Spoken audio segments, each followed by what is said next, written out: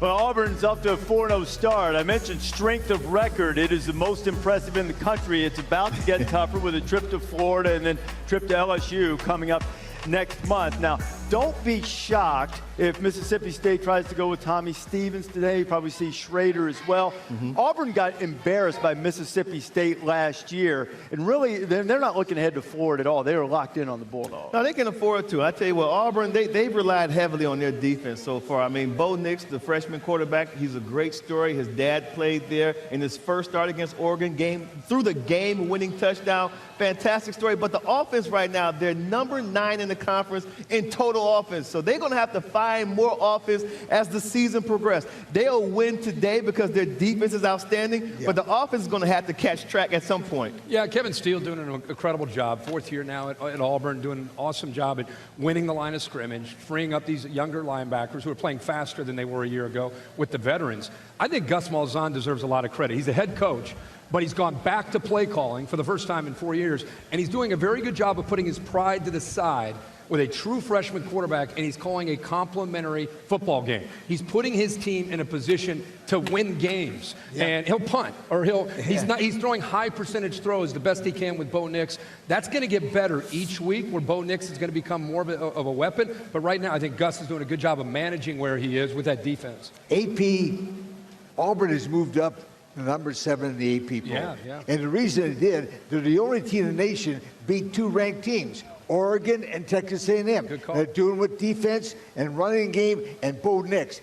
They're a good football team. I'm not surprised that you didn't mention that they're number 1 team in the nation. He brought him up. He did. Statistically. But some sort of algorithm he got. He picked Clemson. Yeah, some sort of algorithm. His own opinion. Auburn's got a little bit more offense there. His metrics said Auburn. These metrics said Auburn came up with. These metrics say Clemson. I was listening to that. Hey, when you look at this, Bear, do you like Mississippi State and the number today at all, or does Auburn? I mean, they got outrushed like 349 to 90. I worry about Auburn's ability to score points, but that Auburn defense is so good. It does seem like a lot of points to lay here. So I think if I had to play the game, I'd take Mississippi State. But you were talking about strength of record, and you know who number 2 is? Is Georgia. And I think they're a team I was going to bring up in that last segment. Like, I almost think there was this perception that Georgia's perception took a hit last week because they didn't blow Notre Dame out like they were expected to win by 17, and they didn't. That was a really good Notre Dame defense. The defense played great, and applaud Notre Dame for playing great and keeping that game close. But Georgia's defense was fantastic, overcame some injuries in the game. Like, I think Georgia almost is in a position that a lot of people are apologizing that they didn't win by. Interesting.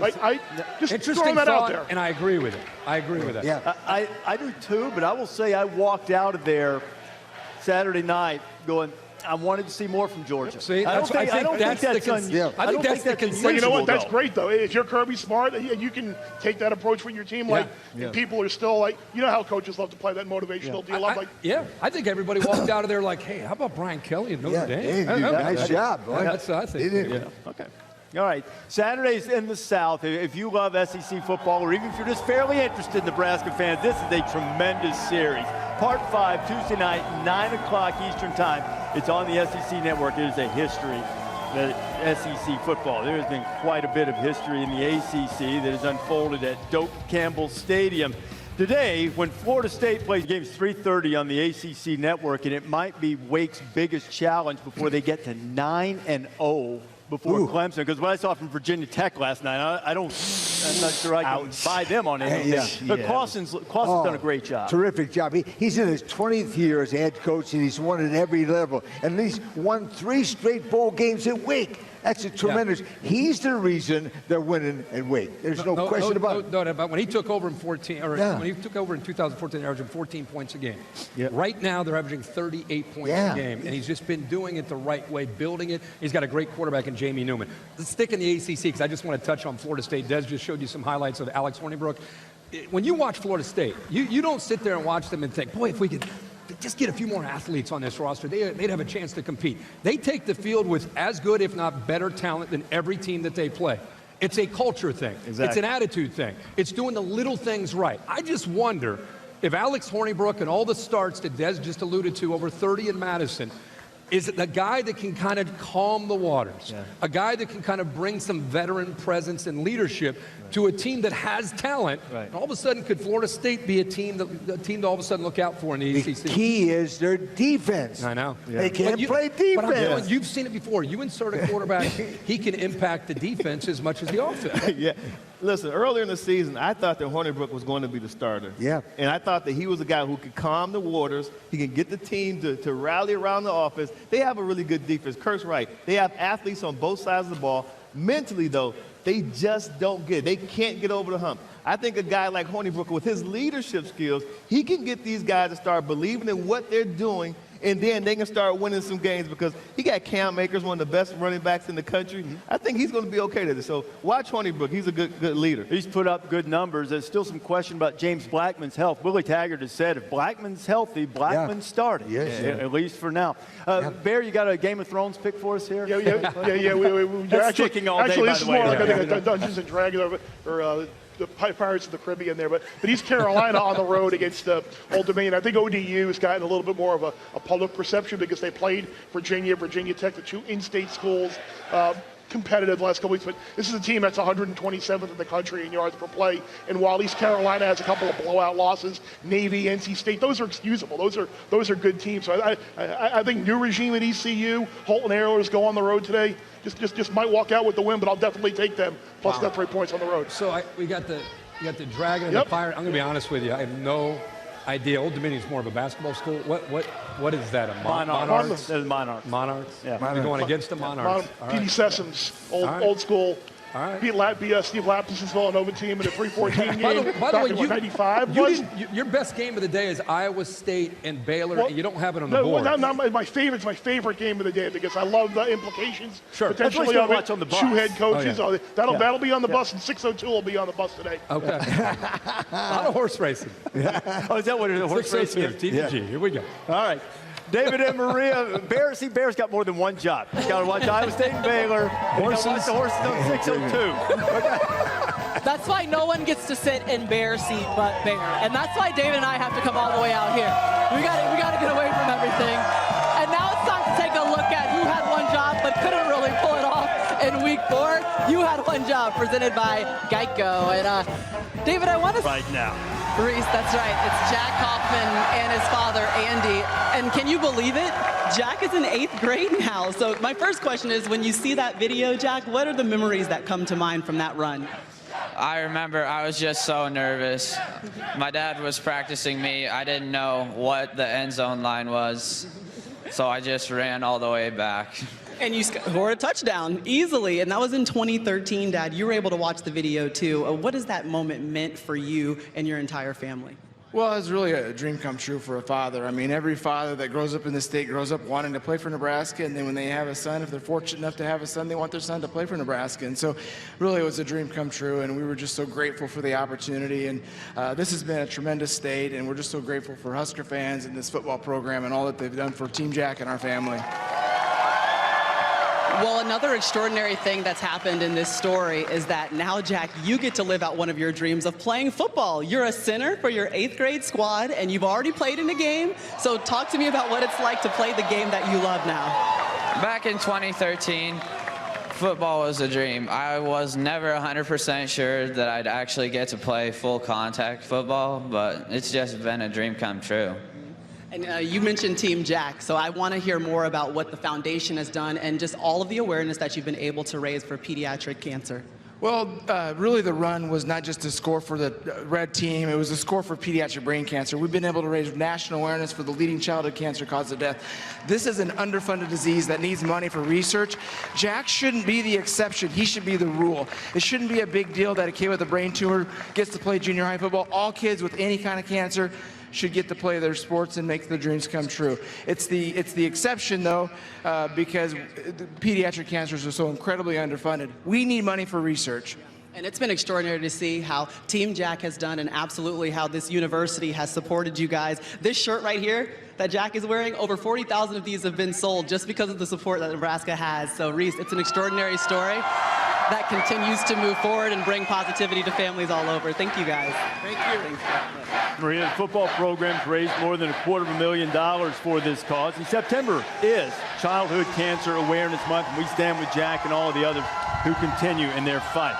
In the Big Ten today, in Spartan Stadium, on the banks of the old Red Cedar, Michigan State will take on Indiana. I dare you, Desmond, to get a read on Michigan State. I dare you. I tell you what. Hey, Sparty's offense came alive last week against Northwestern, scoring 31 points. Elijah Collins, he's emerged as the workhorse, taking some pressure off of Brian Lewerke. The Hoosiers will throw the ball, but will they have time? The Spartans defense is led by Joe Bocci, and that's a very salty group right there. Let's look at Minnesota and Purdue at West Lafayette. Gophers getting it done through the air, throwing the ball with Tanner Morgan, Rashad Bateman, Tyler Johnson. Got to get their backs going. It's not been a good start for their running game.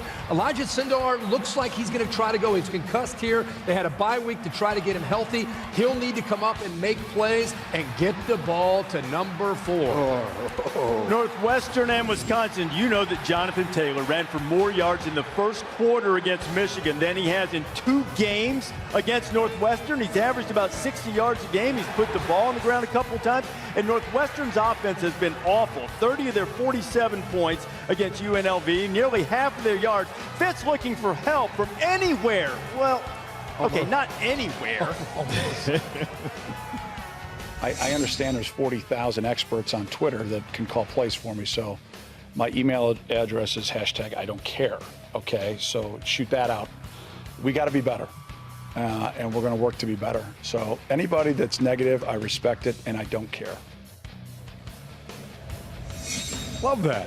Okay. What do you call him? Like the congressman, the governor? What is he? The senator? Flashback uniform. Throwbacks. Throwbacks. Yeah, Northwestern's going to wear them too. Under Armour. And by the way, Pat, you got to have one of the @ symbols and a .com or a .edu or something for your email address if you really want the suggestions. Coke Zero Sugar counts us down to kickoff, just about an hour and 38 minutes and change away from Northwestern. He's really done well against Wisconsin. You know, last time Jonathan Taylor had run for 100 yards in 8 straight games, the streak was broken by Northwestern. But are we sleeping on Wisconsin a little bit? Probably, but I tell you what, Northwestern, they're going to have their hands full with Jonathan Taylor. He's a different back this year. Not only is he running the ball extremely well, but he's catching the ball out of the backfield too. So they've added a different element to their offense. He's going to have a big game against Northwestern. There's no letdown for Wisconsin. They've won 10 of the last 12 games. Running the ball, playing good defense. Now they're number 8 in the AP poll. I expect them to stay there 5 more weeks. And then they got to go to Columbus. Yeah. And I don't know. Well, we'll see what happens there. We'll see what happens. You know, the question about where people sleeping on Wisconsin, I think, is valid because in Chicago, the Big Ten Media Lunch, everybody's talking about Nebraska coming out of the West. One thing I'll tell you, just to remind you about Nebraska, since Barry Alvarez, it's the DNA right now in Madison. His last year was 2005. For the last 14 years, they've averaged 10 wins a year in Madison. So you can say whatever you want about players that come and go. Paul Christ is doing a great job, and he's been able to kind of maintain that tough guy, offensive lineman, special back in Taylor. They're too, I think they have too much maturity on their team to worry at all about overlooking Northwestern. They'll be fine. But this is a great program. Yeah. I'm so close to putting them in an Elite 8 that are national championship type contenders. Oh, yeah. Close, man. And the quarterback just keeps coming to give some balance to what they're doing with Taylor. No doubt. Kirk touched on Minnesota and Purdue. That'll be in Ross-Ade Stadium today as the Gophers undefeated. They haven't really controlled the game very much, but hey, they just asked you how you finished. Sindelar ready to go. Rondell Moore, you're not sure what's going on with him. You know, Kirk mentioned it's in Tuscaloosa, but maybe it's not such a foregone conclusion that Alabama and Clemson are above the rest. In the preseason, look at the gap between 1 and 6, and now in the FPI, that gap is much smaller. As David Pollack is back, is the gap smaller between Alabama, Clemson, and the field than it's been? Absolutely. When we started the season, most of us put Alabama and Clemson in the playoff, and we just kind of started with the next 2 teams. Like, who's going to be the next 2 teams to fill? I think there's 1, 2, 3, 4 teams right now that I could see beating Alabama or Clemson. And listen, I know they're great, but I think there's some great challenges along the way. I think this college football season is going to be more interesting down the stretch than we've had.